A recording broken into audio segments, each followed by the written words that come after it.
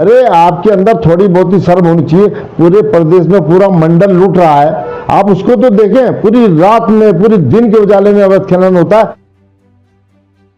विकासनगर में जनसंघर्ष मोर्चा अध्यक्ष एवं GMVN के पूर्व उपाध्यक्ष रघुनाथ सिंह नेगी ने पत्रकारों से वार्ता करते हुए कहा कि प्रदेश की स्थिति इतनी भयावह हो चुकी है कि प्रदेश के अधिकांश जिलों में दिन रात नदियों का सीना चीरा जा रहा है, जिसके चलते अवैध खनन का कारोबार पूरी रात भी बेरोक टोक चल रहा है, जिसके चलते इस खेल में हजारों करोड़ रुपए के राजस्व की हानि हो रही है।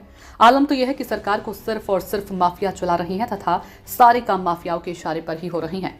कुछ कर्मठ अधिकारी चाबुक चलाना चाहते हैं, लेकिन सरकारी चाबुक के आगे मौन है, लाचार हैं। अगर कोई अधिकारी कार्रवाई करना चाहता है तो उसको हाशिए पर डाल दिया जाता है। नेगी ने कहा कि माफियाओं के हक में रातों रात नीतियों में परिवर्तन हो जाता है तथा उनको फायदा पहुंचाने के लिए उनका हक ना मर जाए, इसके लिए सरकार बाहर से बड़े बड़े प्राइवेट नामचीन वकील लाखों रुपए खर्च कर पैरवी के लिए खड़े कर देती है। यहाँ तक कि सरकार गठन में माफियाओं के द्वारा किया गया एहसान उतारने के चक्कर में प्रदेश को खोखला किया जा रहा है। सरकार जिम्मेदार पोस्टों पर सेटिंग गैटिंग के आधार पर अधिकारियों की तैनाती करती है तथा वहीं इसके विपरीत कर्मठ एवं ईमानदार अधिकारियों को ठिकाने लगाया है। नेगी ने कहा कि कमिश्नर गढ़वाल, कुमाऊं जिलाधिकारी एवं पुलिस के आला अधिकारी सिर्फ और सिर्फ जी हजूरी में लगे हैं। एक अधिकारी तो रात दिन फेसबुक रील्स बनाने में ही मस्त है, उनको नदियों में हो रहे अवैध खनन का खेल नहीं दिखाई देता।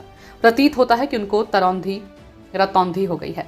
प्रदेश में हो रहे अवैध खनन के काले कारोबार की चर्चा पूरे देश में हो रही है, लेकिन जिम्मेदार माल काटने में लगे हैं तथा उनको प्रदेश की साख से कोई लेना देना भी नहीं।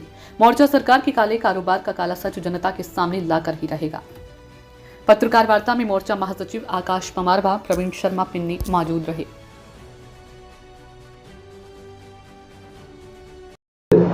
प्रदेश में तांडव मचा हुआ है, पूरे खनन और शराब माफिया इस प्रदेश को चला रहे हैं। तो आप ये समझ सकते हैं कि इस प्रदेश का क्या होगा। आज माफिया इस कदर इस प्रदेश पे हावी है कि उनके मन माफिक नीतियां सरकार रातों रात बनाती है।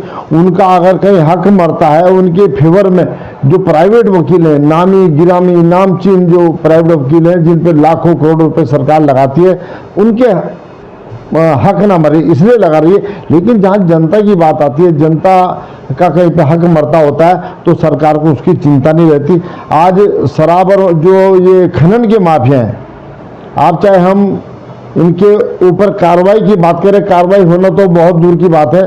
सारे के सारे अधिकारी को सरकार ने इस कदर दबाव में ले रखा है। चाहे हम कमिश्नर गढ़वाल की बात करें, कुमाऊं की बात करें, ये सब चाहे बड़े बड़े DMs हो, इन तमाम जिलों के बड़े बड़े पुलिस के आला अधिकारी आज सारे के सारे कठपुतली बनकर रह गए। कोई भी इनके खिलाफ जा नहीं सकता। सरकार की जो तमाम रात दिन जो नदियां चीरी जा रही हैं, उनका अवैध जो है दोहन हो रहा है, तमाम अवैध कारोबार पूरी रात को चल रहा है। कोई अधिकारी आज उसको रोक पाने की स्थिति में नहीं है, क्योंकि उनके ऊपर अगले दिन ही चाबुक चल जाएगा। और जो ईमानदार अधिकारी जो कुछ करना भी चाहते हैं, उन पर इतना ज़्यादा दबाव कि वो कर नहीं पा रहे हैं। हमारा कहना है कि सरकार को क्यों इनकी ज़्यादा चिंता है।